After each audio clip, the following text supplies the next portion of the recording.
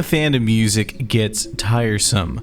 From the thousands of metalcore acts who all sound identical, to electronic artists routinely ripping each other off, transforming any interesting evolution into a tired fad or the absolute landfill of our pop scene, it all tends to bleed together at a certain point. And while there's plenty of amazing music to sink your teeth into, and I've definitely tried to showcase that myself, sometimes the best way to reignite that spark, or just delve into something that sounds wholly unique from anything else, is to simply take a look across the pond, and into the music world of a culture far removed from your own.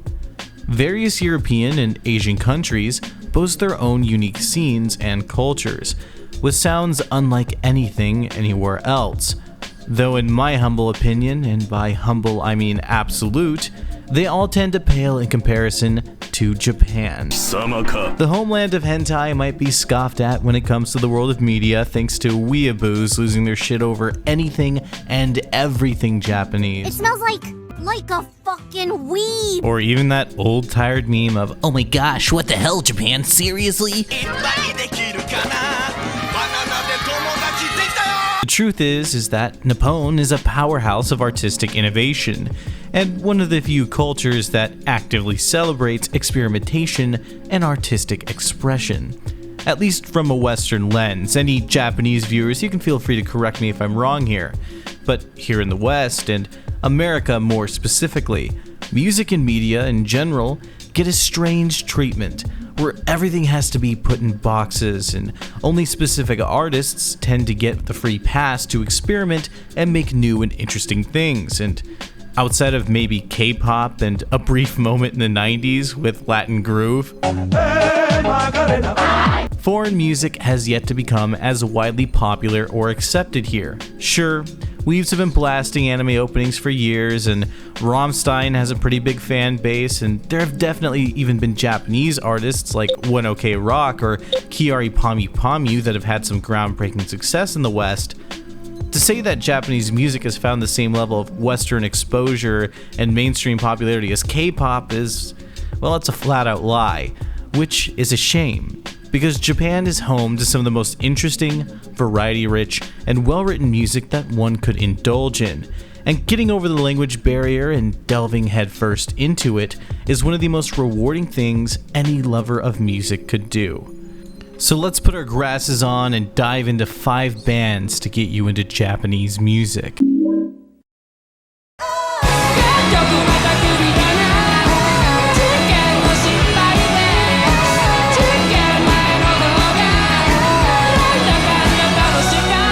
Indigo La End is the first choice here because they exist in an almost perfect middle ground of having a very distinctly Japanese sound, but one that is very palatable and familiar to Westerners.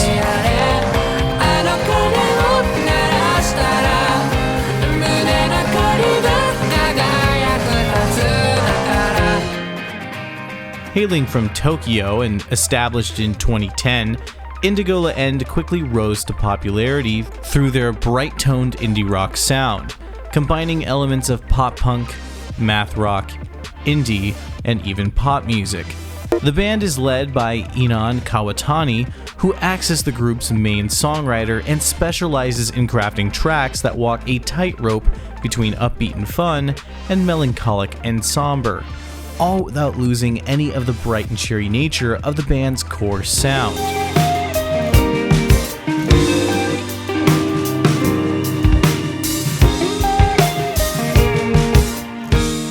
Indigo La End has a decently large discography, and for the most part it's all pretty high quality stuff and well worth your time. But if I had to pick a single release as a starting point, Anomachi record would be the one. It's my personal favorite release from the band, but also one of the best entry points into the Japanese indie scene.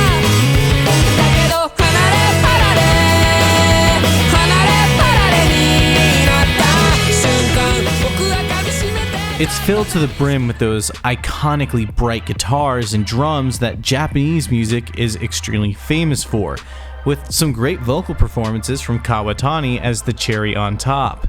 Onomachi Record was one of the first releases from Indigo, and after listening to it, their success is really no surprise. It takes elements of bands who came before them like Chatmonchi, The Pillows, and even Number Girl, and gives it a vibrant new life with a fresh new sound, and one that just so happened to have been ripped off by a lot of Western bands during the 2010s.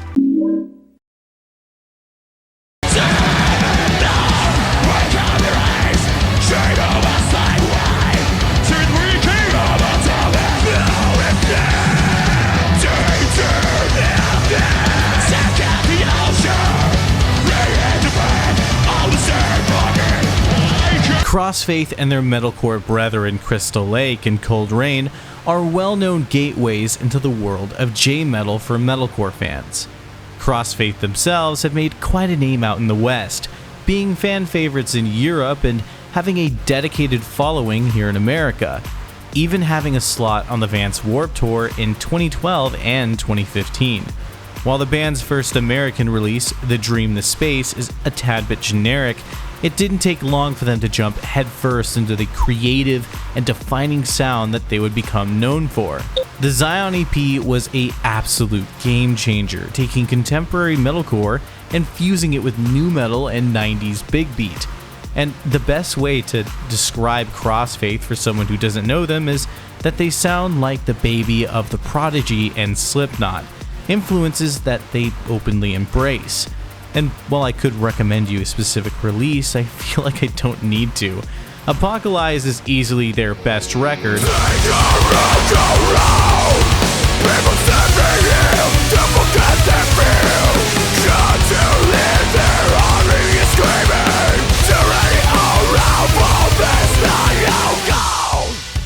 But Ex Machina, Species, and Xeno are all groundbreaking in their own right. And even their original EP, or demo if you will, The Artificial Theory, stands above its weight class, especially for the time.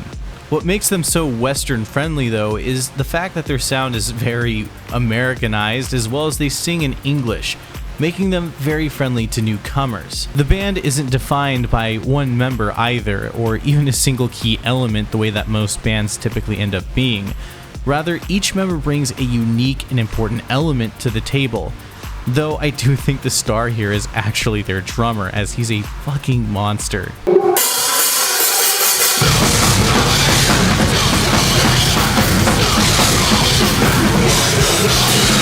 Now, I said Apocalypse was their best album, and it is my personal favorite from them. But I do think the best place to start is their 2020 EP, Species.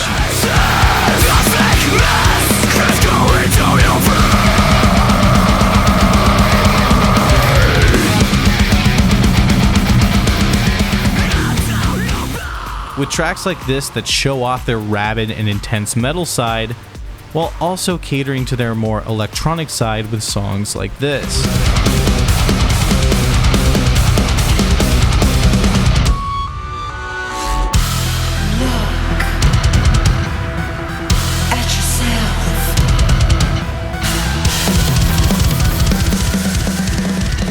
And the EP even goes as far to showcase a very Limp Bizkit Korn-style nu metal track like this.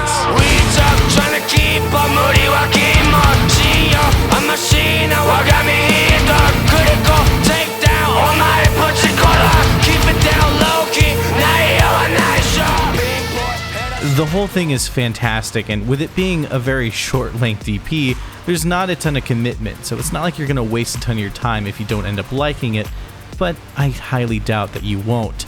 And look, if you're at all into metalcore, this is a band that you owe it yourself to get into.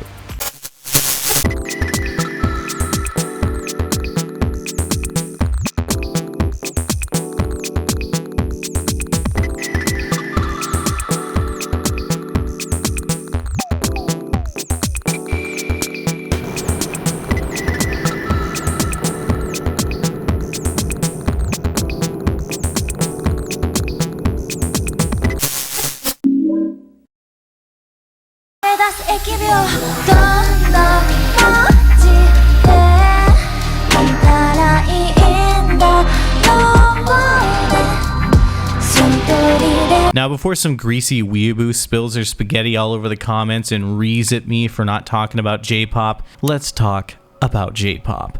And the thing is I actually had a hard time nailing down who I would put here for this category. Kiari Pamu Pamu is one of the best, but she's already extremely well known. Utada Hikaru has some great music, but can't really be talked about without going into Kingdom Hearts territory, and I'm not looking to have my comments filled with essays about how that series is the greatest thing on the planet, and totally not some slap together JRPG to get you to buy Disney products. Capsule, AKB48, Perfume, Aria Mitsuki, and Meg are all other fantastic artists, but I think the best recommendation I can give you is a relative newcomer and someone that dwarfs everyone else, and that is Daoko.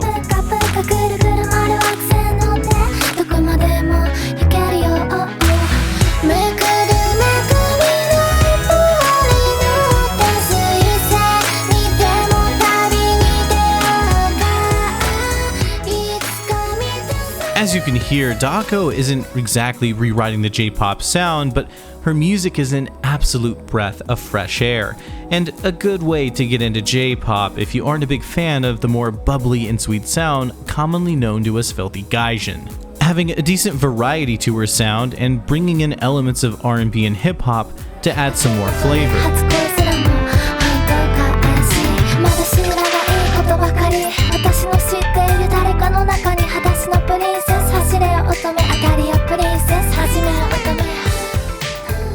As well as dabbling in some more experimental territory,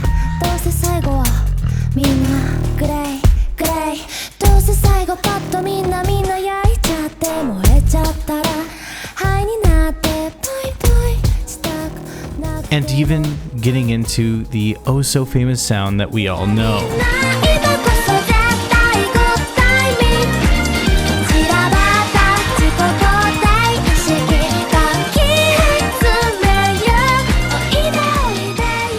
Daoko makes for a great entry point because of this too, and her discography is nothing to scoff at either, having multiple albums that easily rank highly among the ranks of Japanese pop music. And if you don't know the name but recognize the voice, she was the featured vocalist on 2 massive tracks by Teddy Lloyd. And if there's anything I've learned by being a Porter Robinson fan over the years, it's that if you're featured in an animated music video, you're guaranteed to blow up.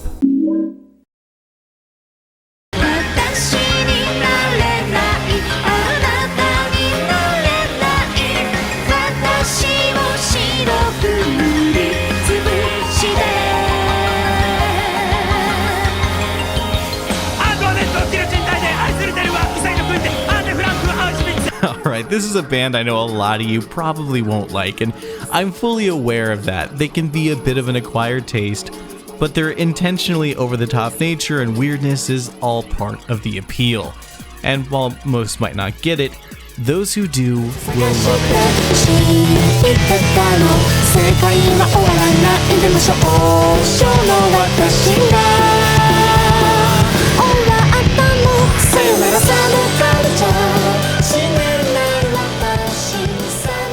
Urbangarde was actually one of the first bands I got into when I started to listen to Japanese music, and while it was far from anything I had ever heard at the time, this strange combination of pop, 80s rock, hip-hop, and electronica was so fucking jarring and strange, but it came across as completely cohesive.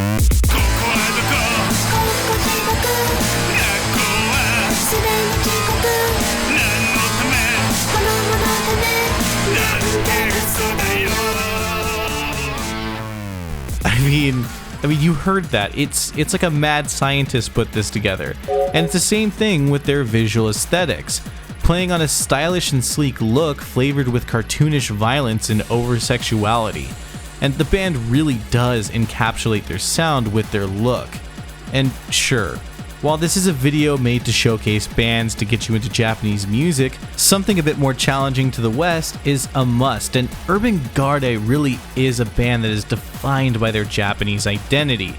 No other country could produce an artist like this, and again, it's a massive part of the appeal. And the fact that they've been going at it for over 20 years at this point means that they have a large body of work, with a rare miss in my opinion. If you don't like one album, there's a lot more to sink your teeth into in case you haven't found that album yet. And despite how jarring I mentioned their genre mix-ups are, that's not exactly something they are completely defined of. It's how each member of the band is given songs where they shine, from the crazy guitar solos, classical pianos, raging synths, and even both vocalists bringing unique dynamics, once again, giving Urbangarde a one-of-a-kind sound. It all comes together to be, I keep using this word, but completely cohesive. And while I do like the greater majority of their work, I do think the best place to start with them would be 2014's Utsukushi Kuni. I apologize for butchering that pronunciation.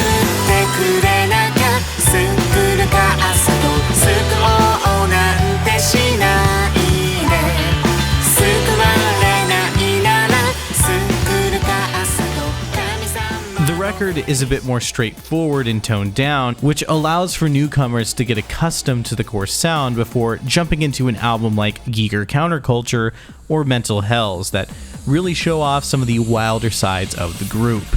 And also, speaking of the group, what's quickly becoming a theme in this video is the fact that I can't end this segment without talking about a side project. Because the band's main songwriter and male vocalist, Tema Matsunaga, has some amazing funk rock solo music.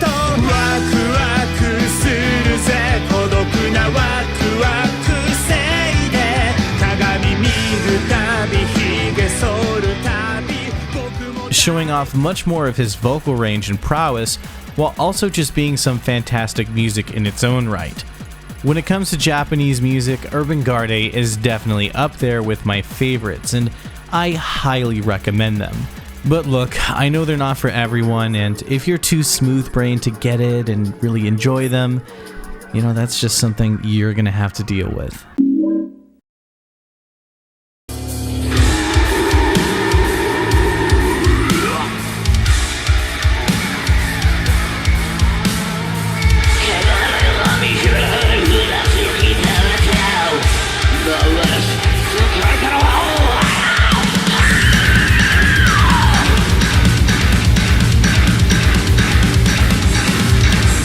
Look, I'm not even gonna lie to you. I know Dir En Grey is extremely popular, but fuck it, they're my favorite band, and I'm gonna shill them every chance that I get. Dir En Grey is not just one of the best bands to have ever graced the world of music, but also a group that serves as a crash course for Visual Kei and J-metal at large.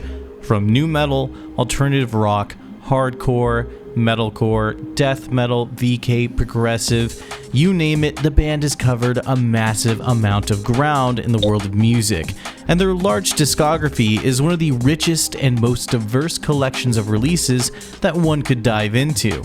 And that's before bringing up vocalist Kyo's other side projects. What sets the band apart from many others is their ability to maintain a recognizable sound and identity even through their constant shifts in sound and style.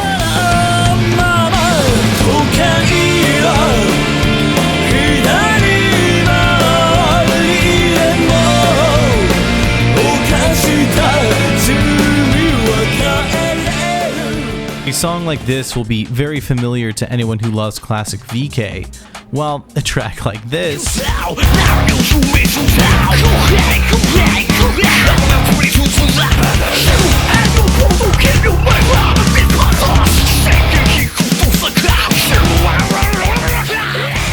will cater to someone far more into the nu metal side of things.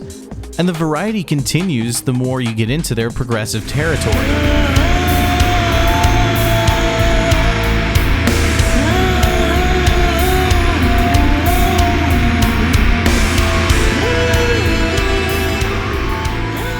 As I said, there's a lot to sink your teeth into with just this band, and their discography is super consistent with its quality as well and has a great variety of both Western and Eastern-centric music while always maintaining a distinctly Japanese identity.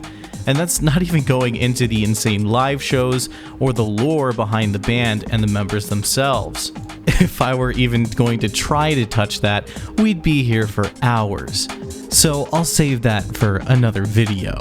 Now, if you're looking to go down the rabbit hole of Dir En Grey, I highly recommend Gauze, Vulgar, and RK, as each serve as their own entry point to the multitude of sounds and genres that the band plays with. That being said, RK is definitely my favorite.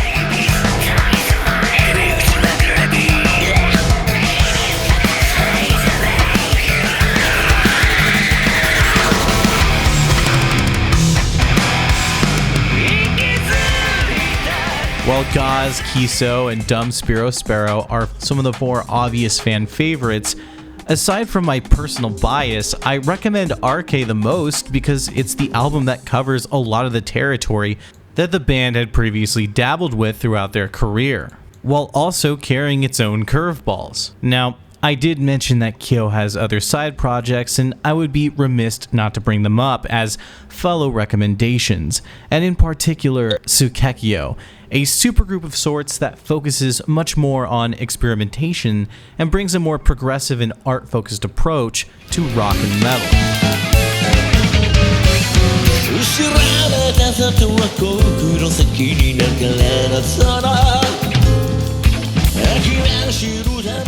And as you can hear, it's fucking amazing. But if I'm being honest, I don't really want to delve any more into this band because Sukekyo deserves their own deep dive video, so we'll pick up from there.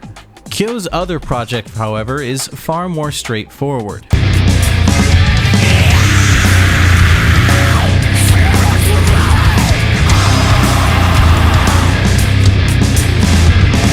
Petite Barbancon might have the stupidest name I've heard in a while, but their music is grade A and cuts straight to the point. While they're still new, their album is far more than worth your time, and I'm honestly really looking forward to see what the band turns into. Now, if you're interested in Dir En Grey, here's a little shameless plug for you. I've already gone over the band's origins, so if you are curious, you should check it out. As you can see, or as I hope to have conveyed to you, the Japanese world of music is one that is rich in variety and experimentation, and full of artists who break molds Western listeners are all too familiar with. Truth be told, I actually planned on covering 10 bands in this video, but as you can see with the timeline, it just got increasingly longer, especially with how much there is to say about certain artists. So I figured we can cover them at a later date. So let me know in the comments if that's something you'd be interested in, but you know what, regardless of what you say, I'm gonna make the video anyway because I haven't even brought up Maximum the Hormone or DJ Technork, and there's not a damn thing that you can do to stop me from soying about how amazing those artists are. But all in all, I hope you heard something today that piqued your interest, and if I did, I highly recommend going down the rabbit hole and exploring even more artists. Last.fm might be a dinosaur website of eons past, but it still is a great tool to learn about new artists. But with that being said, subscribe, support me on Patreon, follow me on Twitter.